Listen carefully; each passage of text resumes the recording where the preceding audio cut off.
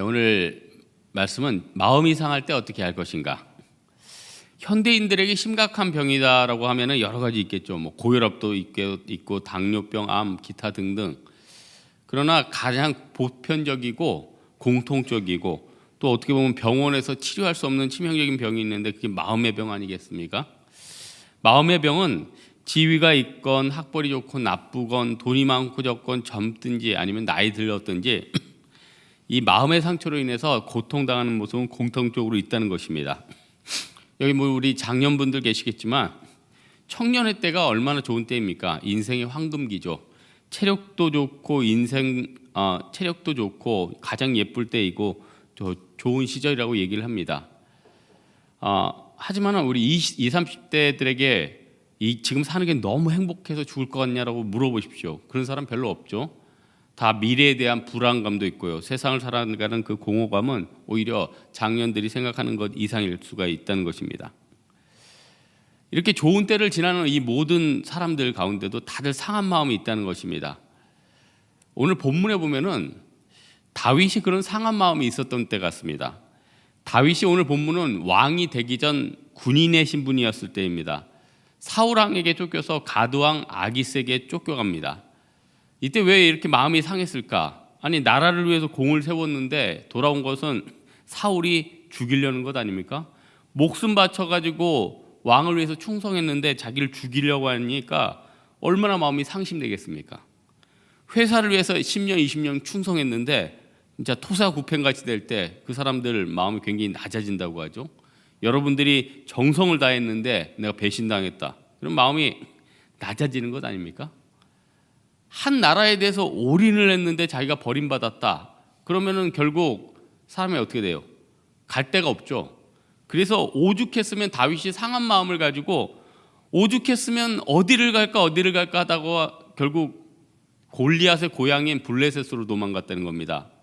가드가 이 블레셋의 5도시 중에 하나거든요. 그래서 이제 블레셋에 망명을 했는데 가드 왕 아기스 왕을 딱 만나니까 어떻게 보면 다윗은 뭐 우리나라로 치면 뭐 일본의 적장 이토 히로부미 뭐 이 정도 아니에요. 다윗은 위험했던 인물 아니에요. 그러니까 분위기가 심상치 않은 거예요. 그러니까 자기가 또 살려고 하니까 어떻게 해요? 수염에 침을 흘려가지고 막 미친 척했다는 거예요. 그래가지고 결국 살아나왔어요. 그때 마음이 얼마나 무너졌겠느냐는 거예요. 우리 성도들의 모습도 그렇죠. 교회 안에서는 서로 젠틀할 수 있어요. 좋은 신앙인의 모습이에요. 성격도 깔끔해요. 근데 우리가 막상 세상에 나가면은 그렇게 깔끔하게 살아갈 수 있습니까? 먹고 살아야 되니까 어떻게 돼요? 극복해야 되니까, 죽지 않으려니까 어떻게 돼요? 다윗이 자기가 죽지 않으려고 수염에 침을 흘렸던 것처럼 때로는 미친 짓도 해야 되고요. 때로는 어떻게 보면 살아남기 위해서 발버둥 쳐야 된다는 것입니다. 우리 뭐 직장인을 관두는 분들 괜히 관두는 게 아니죠. 직장 관두고 밖에 나가면은 찬바람 불고 어려워질지 몰라서 나가는 게 것이겠습니까? 보통 거기 있으니까 마음이 상하는 게 아니고 보통 나를 공격하는 게 보통이 아니니까. 그래서 최근에 직장 관둔 분이 저한테 얘기했어요. 웬만하면 버티려고 그랬는데 밤에 와가지고 그 자기 일감 주는 쪽에서 와서 술값 계산하라고 몇 번을 하니까 도저히 스트레스를 받아가지고 못하겠다. 그래서 지금 개인 사업을 하시는 얘기를 들었습니다. 하나님이 세상을 살아가면서 우리에게 깔끔하게 주변 사람들하고 거치는 것 없이 좀 젠틀하게 살면 좋겠는데 왜 나한테 이렇게 상한 마음을 허락하시며 내 주위에는 왜 이렇게 원수 같은 영혼들이 있어서 나를 이렇게 마치 수염에 침을 흘리듯 미친 짓을 하게 만드는 것입니까? 오늘 본문에 있는데 하나님께서 18절에 있죠. 여호와는 마음이 상한 자를 가까이 하시고 마음을 상한 자를 가까이 하시기 위해서 상한 마음을 주신다고 합니다. 하나님께서 우리에게 상한 마음을 주시는 첫 번째 이유가 무엇이에요? 마음이 상한 자를 가까이 하시려고, 나를 가까이 하시려고. 여러분 사실 다윗은 장군이 되기 전부터 하나님과 가까운 사람이었죠. 그리고 다윗 골리앗하고 싸울 때도 어땠습니까? 너는 칼과 단창으로 내게 오거니와 나는 만군의 여호와의 이름으로 너에게 간다. 다윗은 한마디로 하나님을 가까이 하는 인생이었어요. 근데 지금 다윗의 위치는 뭐냐면은 양칠 때랑은 상관이 비교할 수 없었죠. 이제 사단장 군단장이 된 거예요. 아니죠. 이제 왕의 사위가 된 거예요. 미갈의 남편이 된 거예요. 그러니까 자기가 사랑하는 사람은 아내고, 또 자기가 다음 차세대 왕이 될 요나단은 자기와 완전 친구고, 한마디로 그 시대의 황태자인 거예요. 인기가 하늘을 치솟습니다. 오직 했으면 여자들이 사울은 천천히요 다윗은 만만히요 이런 노래를 했겠습니까? 다윗의 인기라는 건요 말도 못할 정도예요. 근데 우리 하나님은 어때요? 그런 다윗의 마음이 자고해질 수 있잖아요. 물론 다윗은 겸손한 사람인데 그래도 서로 가는 곳마다 박수 쳐주면은 세상에 무서운 게 없거든요. 그러니까 하나님께서 사울 왕을 통해서 다윗을 자꾸 마음을 상하게 하는 거예요. 그 다음에 왕이 됐어요. 왕이 된 다음에는 사실 왕한테 누가 조언을 하겠습니까?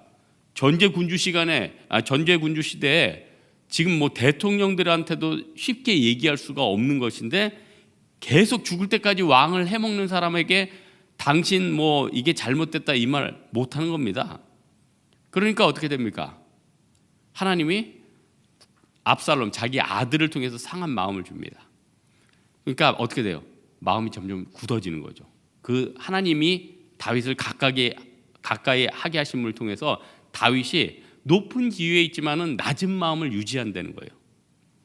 여러분, 우리나라 10년, 20년 전까지만 해도 우리나라 장군들이 굉장히 리더십이 좋았대요. 지금 뭐 나쁘다는 얘기가 아니라 지금부터 10년, 20년 전의 장군들은요 한국전하고 베트남전을 경험을 했대요. 그러니까 실전을 겪은 장군들이라는 거예요. 전쟁을 이론으로만 경험한 군인과 실제로 죽고 죽이는 전쟁을 경험한 장군이라는 건 이건 큰 차이죠. 여러분, 지금 왜 중국 지도자들이 강하냐면은 문화 대혁명 때요 시진핑부터 뭐 등소평부터 다 하방됐어요. 한번 등소평도요 하방돼서 몇 년 동안 농기구 고치다 올라왔고요, 시진핑도 내려가서 막 노동하고 힘들게 왔어요. 그러니까 이렇게 최고 위치에 있지만 과거 바닥에서 몇 년 동안 있다 보니까 어떻게 돼요? 그 마음이 굉장히 아래로 깔린 것도 있고, 사실 세상 사는 게 별로 무섭지 않은 것도 있는 거예요. 그러니까 얼마 전에 필리핀 대통령하고 그 시진핑하고 회담을 했죠. 여러분, 필리핀의 그 두테르 대통령도 그분도 보통 막가파 아니죠. 마약 좀 한다고, 이거 나쁜 거긴 한데 마약 좀 한다고 하여튼 수천 명 죽이지 않았습니까? 무서운 사람이에요, 이 사람도. 근데 두테르 대통령이 시진핑하고 얘기를 하는데 두테르 대통령이 이런 얘기 했대죠. 남중국해 우리 영역이니까 우리가 마약이 아니라 기름 시추하겠다. 그러니까 어떻게 돼요? 시진핑이 그럼 전쟁이다. 외교상에서요 정상 대놓고 그럼 전쟁이다 이런 얘기 쉽지가 않습니다. 무서운 거 없다는 거예요. 그러니까 그 막 가던 두테르도 그럼 다시 생각해 보겠다 이렇게 됐다는 거예요. 하나님께서 우리 성도들을요 바닥을 한번 치게 만들어요. 그 다음 두려운 게 없어요. 저도 옛날에 바닥 한번 치니까 두려운 게 없더라고요. 진짜요. 바닥을 한번 치면 두려운 게 하나도 없어요. 뭐 누가 부르짖든 누가 공격을 하든 공격하면 고소하면 되고, 뭐 누가 나를 때리면 또 고소하면 되고, 누가 나를 괴롭히면 또 고소하면 되고, 별로 무서운 게 없어요. 그냥 내 있는 시간과 내 가진 한정적인 자원을 가지고 주님 섬기면 되는 겁니다. 마음이 상해지니까 어떻게 되냐? 하나님이 나를 가까이 해요. 하나님이 나를 위하시는데 내가 무엇이 두려우려? 이 마음 갖게 된다는 것입니다. 우리 사랑하는 홍대세교회 성도 여러분들도 마음이 상하지만 그것이 하나님이 나를 가까이 하게 하는 징표다, 이 생각으로 극복하기 바랍니다. 또 하나, 상한 마음을 통해서 하나님은요 내 인생의 가시를 고칩니다. 사무엘 15장 보면 압살롬이 반역을 하죠. 아들이 반역을 하니까 이제 도망을 가는데 시므이라는 사람을 만나요. 시므이가 돌을 던지면서 비로 앉아요 가거라. 이 시므이라는 사람은 누구였을까? 다윗이 왕권을 잡았어요. 왕권을 잡았지만은 사울과의 세력들과 계속 싸웠어요. 왜냐하면 사울과는 기스부터 해가지고 뭐 물론 기스를 통해서 자기 아버지는 왕은 아니었지만 왕권을 잡고, 그래도 이제 사울이 한번 왕이 됐으니까 주변의 일가 친척부터 해가지고 정권을 다 잡았을 거 아니에요? 그러다 보니까 곳곳에 또 사울의 세력들이 있는 거예요. 그런데 그 사울의 친척이니까 다윗은 완전 적이란 말이에요. 근데 다윗이 이제 정권 떨어졌다고 하니까 어떻게 해요? 돌 던지면서 비루한 저에 가거라 다시 못 돌아올 줄 알았죠. 근데 여러분 세상 일이 그렇습니까? 지금 어떤 사람 욕해 보십시오. 그 사람이 나중에 또 다시 힘이 생겨요. 지금 예전에 그렇게 핍박받던 사람들이 지금 잘 나가는 사람 있죠. 세상은 돌고 도는 거거든요. 그런데 그걸 모르는 사람은 가끔 떨어졌다 그러면 공격하다가 또 나중에 또 자기가 죽죠. 하나님께서 다윗을 어떻게 보면은 압살롬을 통해서 마음을 또 상하게 했단 말이에요. 그때 어떻게 했냐? 얘들아, 나 둬라. 내 몸에서 난 자식도 내 생명을 이렇게 해가려 하는데 하물며 이 베냐민 사람이랴. 베냐민 사람이 누구예요? 사울왕 저 일파야. 나 뭐 옛날부터 죽이려고 하지 않았냐? 놔둬라. 다윗이 이게 참 좋은 것 같아요. 자기의 연약함들, 내가 못났기 때문에 이렇게 쫓겨가는 것 아닌가 인정하잖아요. 여러분, 우리가 사실 세상에서 고난당할 때 왜 나만 겪는 고난이냐고 맨날 이 찬양하고 있지 않습니까? 사실 우리가 잘못해서 고난당할 때 있거든요. 그러면은 이 상한 감정을 통해서 내 인생의 가시, 내 잘못을 회개하면 되는 겁니다. 그러니까 여러분, 다윗이 참 위대했던 게 뭐냐면, 다윗이 범죄한 다음에 누가 와서 정죄를 합니까? 나단 선지자가 당신 범죄했습니다.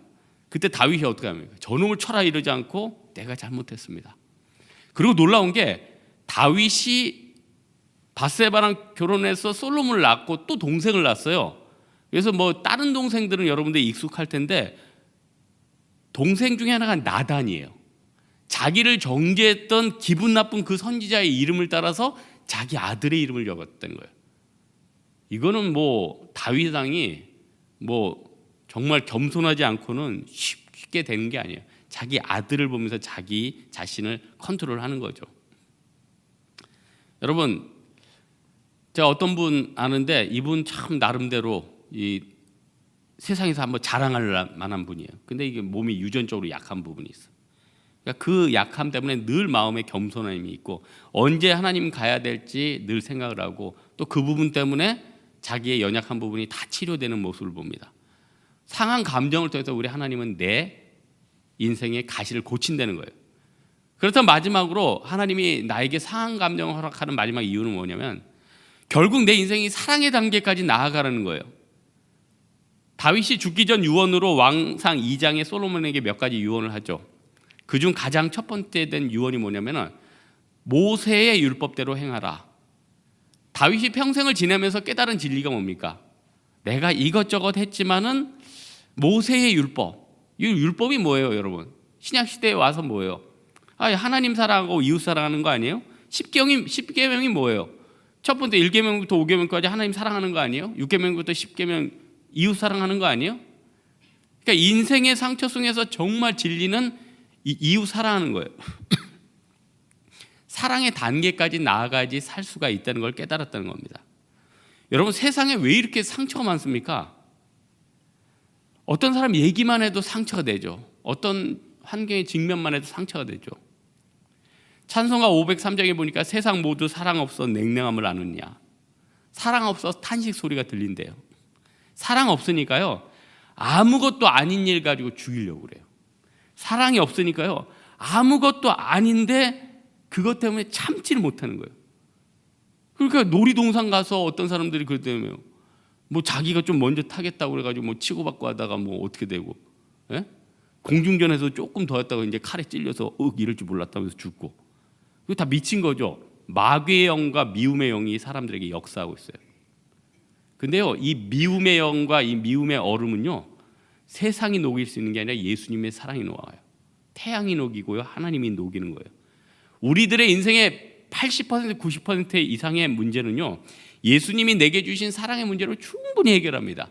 나를 미워하는 사람들도 내가 주신 예수님의 사랑을 가지면요, 내가 충분히 품을 수 있어요.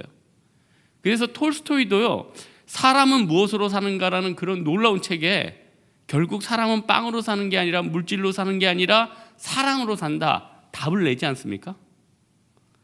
여러분, 세상의 구조를 보면요, 세상에는 모든 재화가 한정돼 있잖아요. 세상에는 모든 직장이 한정돼 있잖아요. 그러니까 어떻게 돼요? 세상은 제로섬 게임인 거예요. 남의 걸 내가 가져와야지 내가 살 수 있는 구조인 거예요. 그러니까 여러분 금융위기 때 같은 때나 세계적인 공황이 찾아오면요, 저희같이 일반 시민들은요 장사도 안 되고 경기도 안 좋고 힘들어진대죠. 그런데 자본가들은요 그때가 빅세일 기간이라는 거예요. 빅세일 기간. 훅 떨어진 자산들 그때 쇼핑에 쭉 나서는 거죠. 제로섬 게임이니까요. 그래서 창세기에 보면 요셉이 큰 흉년이 드니까 백성들이 어떻게 합니까? 자기 땅 문서 들고 와서 우리를 종으로 삼고 식량 좀 달라 하십시오. 그때 세상 권세라면 어떻게 됩니까? 그거 가지고 이제 자기가 호의호식하지만 요셉은 그 다음 단계를 생각하잖아요. 이걸 가지고 우리 백성도 살리고 다음 세도 살려야겠다. 그래서 요셉이 그때 이집트에 만들어준 그런 조세 체계나 여러 가지 상황들이요, 그 이후에도 상당히 유지가 됐다는 거예요. 하나님의 나라는요 세상의 제로섬 게임이 아니라 윈윈이에요. 여러분 오늘 말씀의 결론을 맺겠는데 대부분의 사람들 마음에 상처가 있어요. 어떤 사람은 마음의 상처, 나랑 부딪히는 사람들, 그 상처가 너무 깊어가지고 평생 소극적으로 웅크려드는 그런 인생을 산다는 거예요. 근데 다윗은요 자식의 상한 감정을 통해서 하나님과 더 가까이 했고 그 감정을 통해서 자기의 인생의 가시를 고쳤고요, 끝에는 사랑의 단계까지 나아가게 됐다는 겁니다. 우리 예수님은 나에게 상한 감정을 갖게 하사 나를 늘 가까이 두고 싶어 하십니다. 예수님은 상한 감정을 나에게 주시사 나의 모난 부분을 다듬어 주십니다. 예수님은 상한 마음을 갖게 하사 정말 사랑의 단계까지 나아가게 해 주신다는 거예요. 이런 예수님의 은혜 따라서 지금 마음이 너무 상하고 나의 마음을 너무 상하게 만드는 주변 환경과 사람이 있을지라도 믿음 가운데서 능히 극복하는 여러분 되기를 주님의 이름으로 축원합니다.